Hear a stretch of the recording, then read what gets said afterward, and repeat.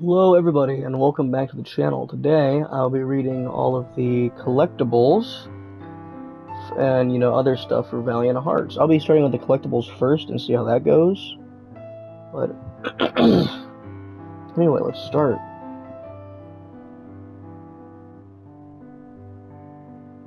Kasern. German helmet. The legendary pointed German helmet, Pickelhaube, I think that's how you say it, was used by German forces until 1916 and was then replaced by much more efficient steel helmets. The different parts of the helmet, including the point for defense against saber attack, were adapted according to the rank, origin, and weapon used by the soldier. On some helmets, the point was rounded. Tinder lighter. While petrol lighters were popular in the trenches, soldiers also used tinder lighters. The cotton wick was doused in saltpeter or lead chromate to make it more readily inflammable. It was extinguished by simply drawing the wick back into the cylinder. Station master's whistle. Steam trains made stations very noisy places. There were no loudspeakers and no display panels, so platform officials had to shout train information to passengers. Whistles were the best way to attract passengers' attention. Letter from a French soldier. August 14th, 1914. Dear parents, I am all set to be mobilized to the front. We're going to take Alsace and Lorraine back from the Germans. Don't worry, I'll be home before Christmas. All my love, Marcel. Metal nib. In 1914, bureaus did not exist yet, and at school, children learned to write with metal nibs, or more often, and especially in countryside, with whittled goose feathers.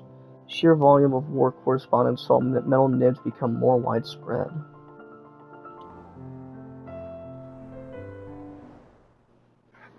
French identification tag. Created in 1881 in the wake of the French defeat against the Prussians in 1870 to 1871, the French identification tag indicated a soldier's name and surname, the year of his conscription, his place of birth, and ID number. Dog tags were used to identify corpses on the battlefield in an attempt to overcome the problem of soldiers missing in action and unidentified bodies. Gold button from a French uniform.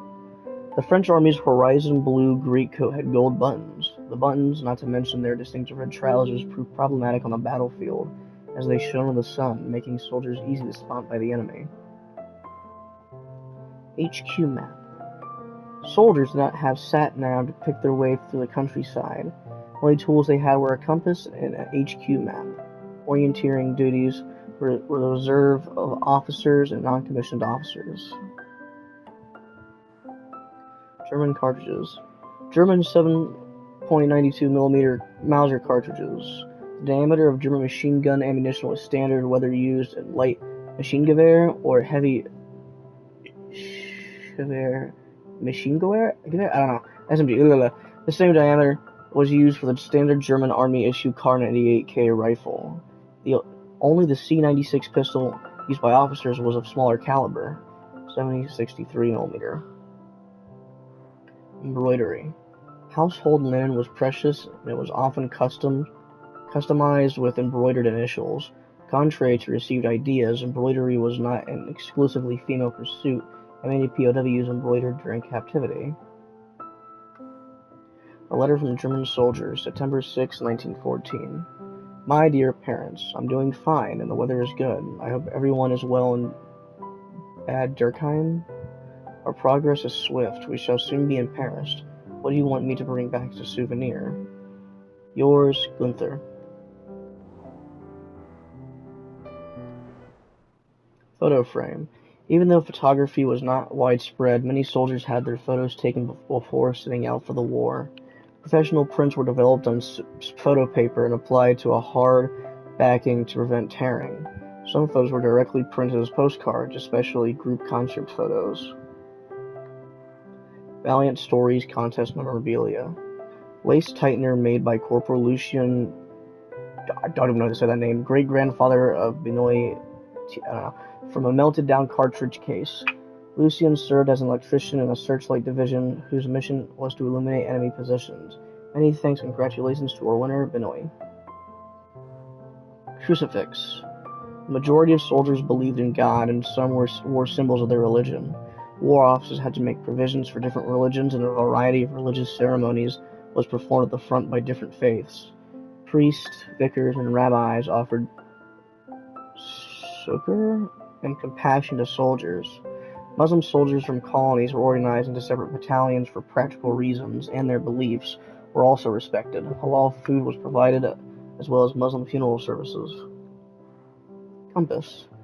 Soldiers used compasses to gain their bearings in an open countryside. They were used in conjunction with the HQ map, orienteering.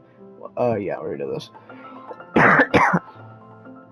French coins. All troops were paid in their country's of origin's currency and paid compensation in the local currency. The British earned 1 shilling a day, around 3.21 GB. I don't know. Blah, blah. And then the standard king shilling and 20 francs. I don't know. Every fortnight. These 20 francs had a face value of 40 pounds, roughly 50 euros, $70 USD, and were used as the main currency with the locals, eager to barter whatever goods they could trade. Business always prevailed, so locals near the combat zone would agree on payment in foreign currencies as well. The kukri knife was used by the Gurkhas, the British unit comprised of colonial Indian troops. This Nepalese weapon was standard issue and became a symbol of the Empire forces. Its heavy, thick, and curved blade was designed for striking as well as cutting. Canadian identification tag. At the start of the war, Canadian identification tags were formed by a large aluminum disc, which was because they were an emergency issue and had a unique shape. They were soon replaced by standard British tags, as were those of all British Empire forces. Urine-soaked cloth. The only defense against a gas attack before masks were introduced was to cover the nose with a urine-soaked handkerchief. Yeah. Urine reacts with chlorine directly in the handkerchief to form less noxious products, limiting the effects. It was not the most hygienic solution, but it was better than a lungful of hydrochloric acid. Letter from a Canadian soldier, 21st of April, 1915. Dear parents, we are in Belgium, a truly flat land that reminds me of our Winnipeg plains. The big difference is that it's so damp here, which makes the cold even colder. The guys and I are going to make you proud of us. The Canadians will be the big heroes of this war. I'll write soon again. Stephen. Yeah, Stephen, you're evil, bro. You're Canadian in the First World War. War crimes. Didn't even exist. Not a crime. Gas canister deployment strategy. Gas canister deployment strategies were simple, but they did depend on the weather, especially on winds. Gas use required a constant downwind toward enemy lines to avoid the gas returning to its sender. Any battle plans were therefore dependent on the weather forecast. Belgian shako. The Belgian Army's distinctive shako resembled a top hat with a rim replaced by a visor. The shako was replaced by the yser cap, a soft cap with flaps that could be pulled down over the ears. The cap was called the yser because Belgian soldiers massed behind the river Yser to hold off the German advance. Pocket watch. It's a watch. It's a watch. Come on, guys. Periscope. To observe enemy trenches without drawing fire, officers and soldiers used periscopes, mirrors mounted in a tube that could be raised above the parapet with no risk to health. Infantryman's flask. It's a flask. Do I really have to explain? Vial of nifurtimoxin. To combat problems of morale and physical fitness, Army doctors sometimes distributed injections. A composite of magnesium and potassium, intended to give weary soldiers a hearty boost. Letter from a German soldier, 21st of April, 1915. Dear Andrea, we've been struck down this hole since January and I can't stand it anymore. I'm sick to the back teeth with living like a rat. I really miss life as it was before, strolling beneath the linden trees with you. I even miss working in the factory. All my love, your Dieter. Can of sardines. It's a sardine! It's a sardine can! Yum yum yum! Yo, but like, small conversation real quick. I love sardines. Like, sardine and crackers, bro. Like, British coins. While the war waged on, life continued and the economy too. The war economy was composed of both barter and currency systems. Soldiers purchased provisions in towns using their pay. In 1914, the pay of a British private in a line regiment was 1 shilling a day, the standard King shilling. Obligatory deductions were made for a wife and children, 6 pence for the wife and 1 pence a day for each child.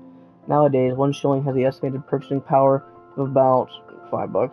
In 1971, the shilling was replaced by the 5-pence coin thanks to decimalization? Safety razor. The safety razor, it's just shaving. It's just shaving. Advertising brochure. While the war raged on, life continued back home, and brands still advertised their product. Naturally, soldiers were used to promote brand image and boost sales. This brochure is advertising war bonds to help the government finance the war effort. Overalls, it's an overall. It's an overall. It's pants! War Godmother Certificate. To improve morale on the front, an association was created in France in early 1915 to provide succor and support from behind the lines for soldiers without close families. The war godmothers sent letters and parcels, forming close relations to their godchildren away from the front. Early gas masks. While gas masks were more widespread use on the front, they were also available to civilians, and in French towns close to the front. Like Rheims, they were fairly common. This early model was one of the first, composed of a cotton compress doused in a neutralizing solution and applied to the mouth and nose, similar to the British black veil. Active Service Paybook. Paybook belonging to a British soldier. It also contained practical details such as a last will and testament form, as well as the names and addresses of close relatives to contact in the event of death. The book also served as a regulations guide to good conduct, advising men in this new experience they may find temptations both in wine and women. You must entirely resist both.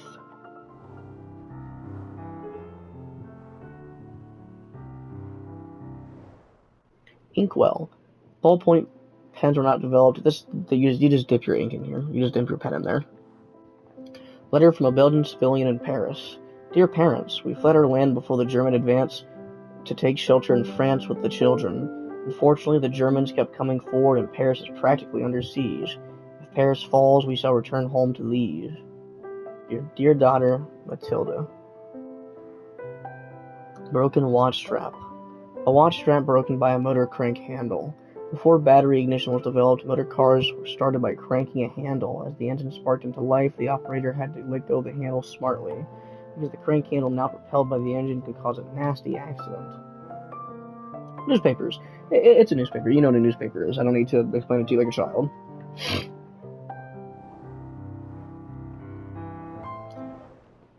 Nurse's Manual. The war effort suddenly required a larger medical corps, and there were not enough qualified personnel, so manuals were published and distributed to help volunteers train. The manuals provided a whole host of practical solutions to logistical and medical problems at the front, such as how to make a splint or stretcher using rifles in their straps. Tallow socks. Socks soaked in refined tallow and coated with formol, the most effective way to beat the cold and damp, frostbite, and other ailments. Excuse me. That, at least, was what the adverts had people believe.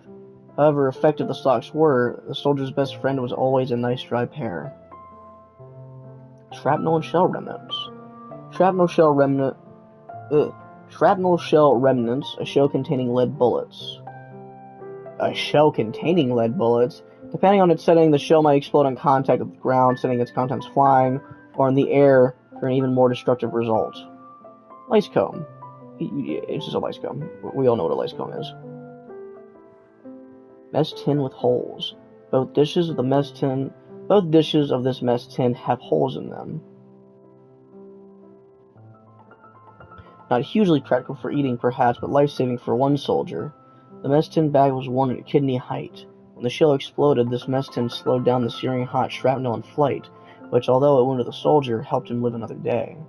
Mess tins were blackened using smoke to prevent them glinting in the sunlight.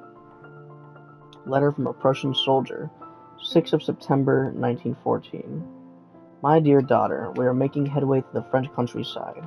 The landscape is beautiful. I'd much rather be enjoying it with you than killing people. I think of you all the time, your father, Wolfgang. Wooden top. Wooden top with a string, a common toy of the age during the war, Toys gradually became more war-based. Through board games, children could fight out famous battles, while other items ridiculed the enemy. After the war, toys and games became more pacifist once more. Letter from a Scottish soldier, 19th of April, 1915. Hello, pal. Oh, I'm sorry. I got thrown off guard. I wasn't expecting the beginning to be like that. Hello, pal. I'm in the town of Ypres in Belgium. A pretty wee town that must have been raw before the war. The beer too ain't bad. I'd much rather be downing ale with you though, boy. Off to the front in 2 days. Take care of yourself and say how do to the family. John McCormack. Oh my god. Broken walking stick. It's a walking stick. It's a walking stick! It's a walking stick! Bedpan. The dreams were generally housed outside in the yard. It's just a toilet. It's just a toilet. Stereoscopic camera. A camera that captures two simultaneous images on glass plates, enabling relief images. Use of the camera was relatively widespread because the device was small and readily transportable. Chemical formula. I think that's chloride. What the fuck is that? I don't remember. But that. Formula is a description of what happens to soldiers' lungs when they inhale chlorine gas. Chlorine gas reacts with water in the lungs to produce hydrochloric acid, creating horrendous burns. Virgin Mary statuette and case. A case containing a statuette of the Virgin Mary, another example of trench art.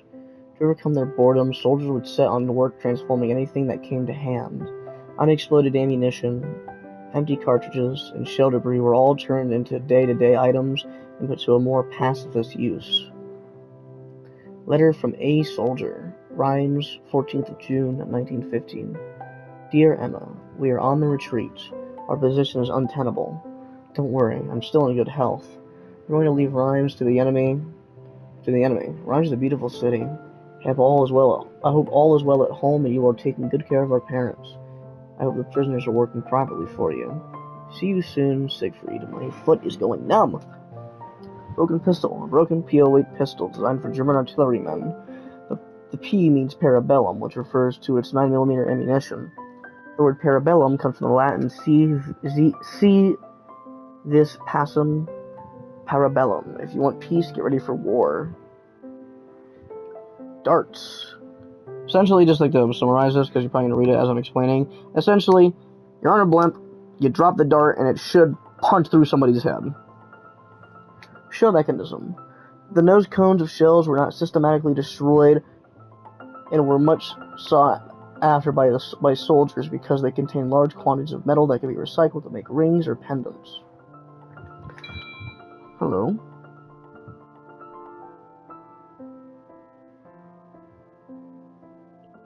Yes. The oven should be off. I turned off the oven. Oh, my foot. You guys are probably going to read this while I'm gone, so just go ahead and do that. And it's off. Hey, sneaky dog.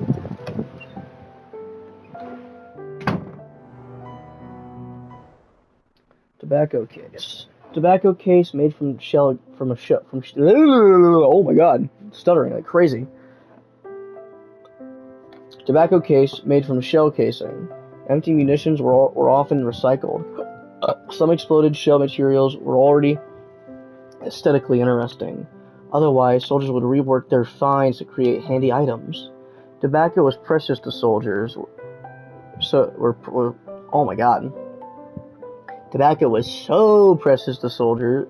So I'm going to lose my mind. So, tobacco was precious, so soldiers were eager to keep it dry.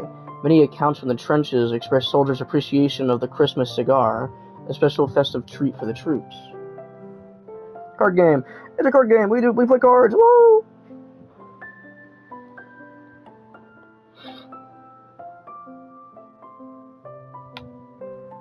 Brazier. A helmet with holes in it, filled with coal and wood, and used as a brazier. The item would have afforded some protection from the cold. Although helmets were made of metal, they only offered scant protection from bullets. Officer's whistle. It's It's the same as the station master's whistle, just whee! Alright, go kill yourself! Rah! Letter from a Tunisian soldier, 21st of February, 1916. Dear father, dear family, I am cold. The land we are defending is frozen and covered in snow. The ground is so iced up it is harder than rock. We cannot dig. The cold is so intense that my hands are burning. I hope everything's fine back in the village and you're still receiving half my pay. Tell me if you aren't. Ahmed. Colored pennant. Although Morse code was already operational due to technical problems, telephone communications were unreliable, so age-old techniques were used such as drums, bugles, and colored pennants. November 11th, 1918 at 11 a.m., the end of the war was marked by a clarion call. The shovel. It's a shovel. It's also a lot better than a bayonet, so, because fuck. Anyway. Concert program. A concert from the program Behind the Lines, where entertainment was laid on for troops, as in civilian life. Theaters and cinemas were set up to boost troops' morale. Moral? There were also brothels, right, that were regulated to prevent the spread of sexually transmitted diseases. Empty wooden chest. An empty wooden chest used as luggage by a German soldier. Suitcases were not widespread, and poor soldiers left for war with their affairs in a knapsack or on wooden crates. German ring. An iron ring bearing the inscription Gold gab ich für Eisen, offered in exchange for some precious items as part of a program to finance the German war effort. Gas stove. A gas stove for warming food or heating a room. Not always the most practical heating appliance to use when trying to heat a flamethrower fuel depot. Blueprints. The blueprint for Anna's father's latest invention, a four-stroke engine. That's quite some machine. What on earth is it? It's a tank! Next up. Biscuit box. Prisoners suffered from hunger in camps and food was often stolen. This metal box was handmade to contain bread or biscuits. Its owner could take his food reserves with him when he went to work to avoid them being stolen. Notebook. Many soldiers had notebooks in which they wrote their diaries and memoirs. These notebooks provided historians with first-hand accounts of the horrors of war experienced by soldiers. German identification tags. German tags Marken? I don't know. Were not the same for all soldiers at the start of the war. The shape, materials used, and even the information changed depending on the region from which the soldier came. In September 1915, a standard model was introduced, a disc with the soldier's name, dates, place of birth, blah blah blah blah. Handkerchief. Prisoners did not have handkerchiefs or towels, and such linen was highly prized by prisoners in camps. Once a prisoner was assigned to be an employer, their living conditions generally improved because detention conditions were generally better respected.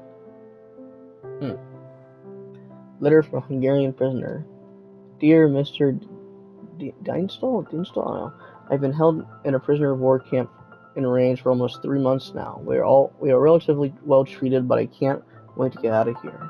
With your permission, at the end of the war, I would like to return to my foreman position. I still have all my faculties, and even if I may not be as strong as I was, I'd soon be fit enough to work again. I look forward to hearing from you. Maximilian, electrician foreman. Flashlights. It's a flashlight! Woohoo! Woohoo! Woohoo! You know, it's a flashlight. Broken German bayonet. This long, broad, flat German bayonet was designed to thrust into an enemy's ribcage and break his ribs. Dead rat. Dead rat wasn't garbage, especially a dead rat on a skewer, which would be spit roasted for dinner. You can't reason with a starving man. It's a coin. It's a coin. Listening device. Such listening devices, resembling giant stethoscopes, were used to listen for enemy tunnels and saps. Saps were tunnels that were built beneath enemy tunnels to make them cave in. Telephone cable. Telephone cables were originally made with a single wire, but this posed serious security issues. Special divisions were created to listen in to conversations. All eavesdroppers had to do was hook up to the wire and listen in undetected. To remedy the problem, telecom engineers created a closed system with a second wire, which made eavesdropping much more complicated. General Headquarters News Bulletin. General Headquarters produced a daily news bulletin to keep the press and soldiers informed. The bulletin soon became a propaganda tool used by generals to control the information fed to both troops and civilians. Throat lozenges. A box of throat lozenges. Soldiers exposed to gas developed highly sensitive airways, so they sucked on lozenges to help soothe the pain. It's an identification tag. Anyway. Trench lantern. A lantern that could be folded away and stored flat in the backpack. Soldiers placed a candle inside the lantern, which protected it from the wind. Tent canvas. Tent canvas was a soldier's refuge. Often soldiers did not mount their tents but rolled themselves up in them to stay dry. Extra clothing would have only slowed soldiers' movements, putting them in danger. Army internal correspondence. A special card that soldiers were allowed to send to each other. Brothers could thus correspond with each other even if they weren't stationed together. If one or several family members died, demobilization was not an option. In some cases, a whole family of men might be wiped out. Yeah. Goat hide. Soldiers wrapped themselves in whatever was available to try and stay warm in the trenches. Animal hides such as goat or sheep hides offered great protection. British magazine. The magazine London Opinion encouraged British civilians to enlist. The cover features the famous poster of Lord Kitchener, the Defense Secretary, exhorting Britons to enlist, with his piercing gaze that follows you everywhere. Braces. The soldiers must have accessory. At the time, braces were a more popular alternative to belts and provided support even for mud-caked loons. The guy who left this pair behind maybe had a solid belt for support. Valiant Stories Contest Memorabilia. Anzac Area Map of Holbeck, Belgium. Albert Smith, contest winner Jessica Smith's great-grandfather, fought in the Anzac, Australian New Zealand Army Corps, 7th Battalion from 1915 to 1918. The map shows Anzac positions with rifles, roads, which were safe and unsafe for passage, enemy positions, and strike points. Albert Smith was shot in the shoulder in this very area, but he survived the war. Thanks to Jessica for sharing the Great War Valiant story with us. Anzac identification disc. It's a disc. It's a disc. Anyway, telegram from New Zealand. It's a boy. Stop. Brian. Stop. Mother and son. Okay. Stop. Miss you. Stop. Phonograph. The ancestor of CD and DVD players. The phonograph used wax cylinders before vinyl discs took over. French emergency banknote. The French National Bank struggled to produce enough coins and banknotes, so emergency money was produced. Local authorities were permitted to draw up their own banknotes with their own design. Sack of bran. Wheat was rare, so cereals were used to make flour for bread. Wheat bran is darker and composed mainly of fiber, but also crammed with vitamins and minerals. Today it is an integral part of high-fiber diets. Back in the day, it was a sign of hard times. Postcards. Postcard of a luscious woman sent to a soldier at the front. Such postcards were popular among troops. French gendarme's cap. French gendarmes also operated as military police. Gendarmes made sure soldiers respected military law and behaved themselves at the front.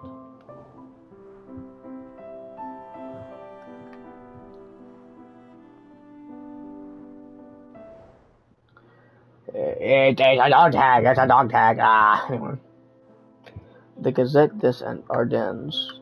The Gazette des Ardennes was a daily newspaper published in Belgium and distributed in the German-occupied zone. The newspaper was a German propaganda tool written in French informing the local population of occupied zones and POWs of the German and Austro-Hungarian Empire's feats of daring do. Broken French bayonet. Unlike the broader German bayonet, the French bayonet was needle-like and designed to pierce enemies and cause serious internal damage. French foot soldiers were disappointed with the bayonet's damage potential, so added notches to create further damage as the bayonet was removed. Hip flask. It's a flask. You drink from it. Heavy German helmet. This helmet was introduced to replace the pointed German helmet on the battlefield to protect soldiers from shrapnel. It was much thicker than the French model and offered better protection. Its rim even protected the ears.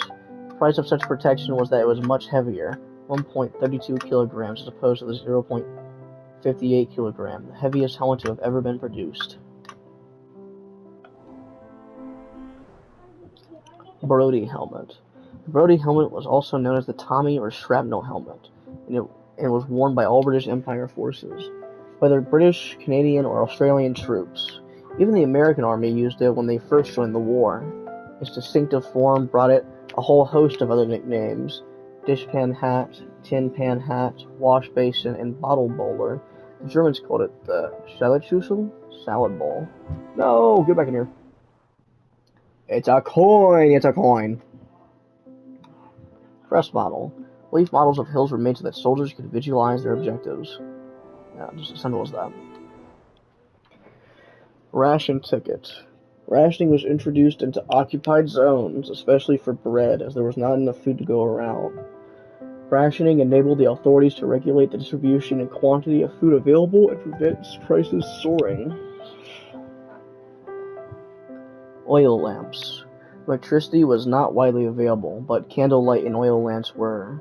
The glass windshield was lifted to light the wick, and the intensity of light was adjusted by adjusting the wick's length.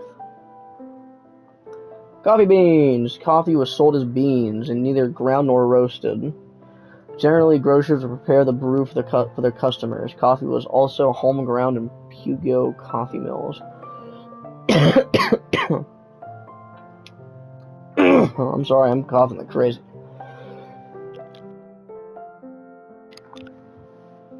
Yeah, it's just a pipe. It's a long way to Tipperary lyrics. It's a long way to Tipperary, it's a long way to go. It's a long way to Tipperary, to the sweetest girl I know. Goodbye Piccadilly, farewell Leicester Square. It's a long way to Tipperary, but my heart's right there.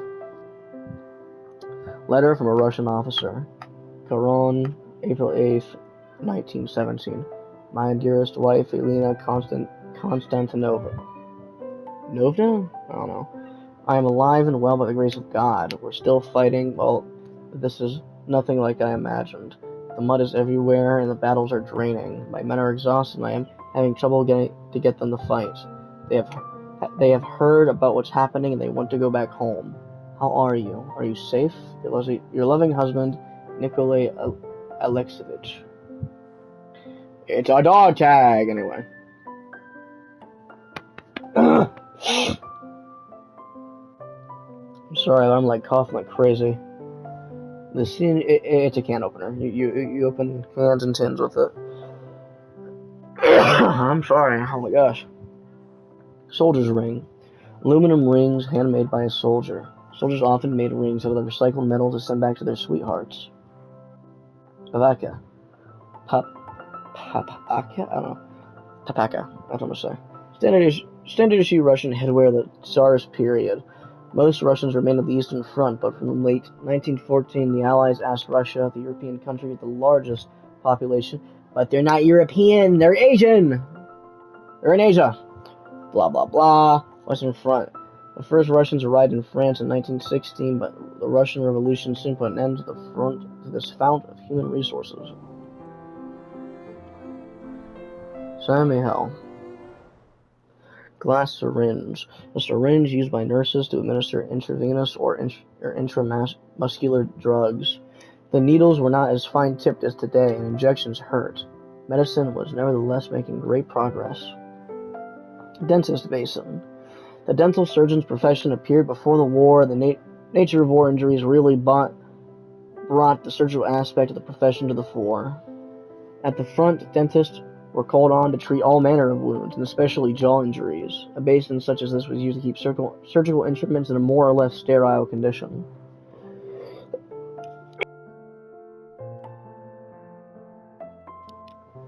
Soap was the basis for all hygiene. It was obviously used to wash, but also for washing clothes and mess tins. How it was made depended on local recipes and soon became a rare commodity during the war as oil became scarcer. X-ray equipment. X-ray technology became available at the end of the 19th century, and scientists soon realized the dangers of radiation. Radiologists were provided with lead gloves, aprons, helmets, and goggles. And in military hospitals, they had the work cut out for them and would spend whole days X-raying thousands of wounded men. Amazing. No items to be found here. Oh.